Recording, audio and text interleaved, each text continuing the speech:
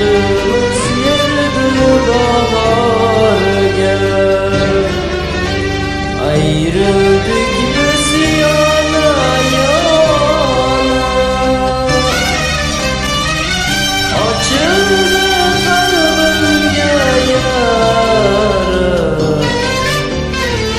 Kopup gitti azım kaldı.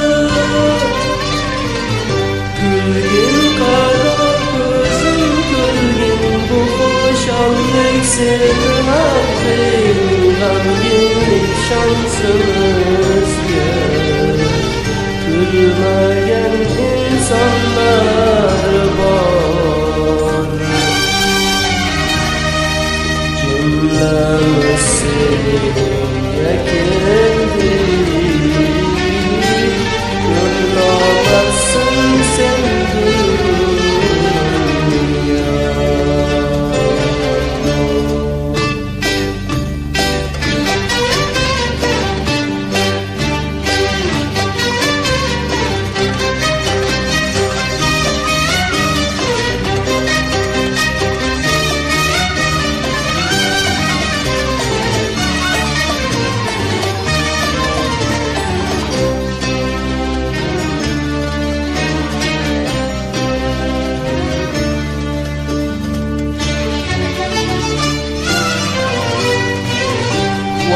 Vermedik biz zamanga, rahat kılsın Xudo bizga.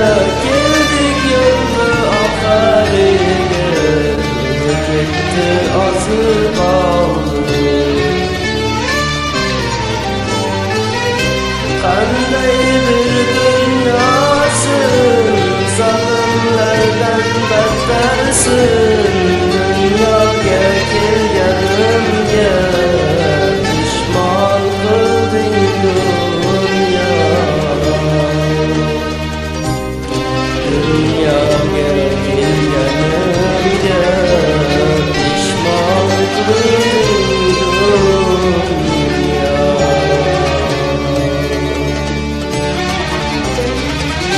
Nimaga ishonayin zolimsin dunyo.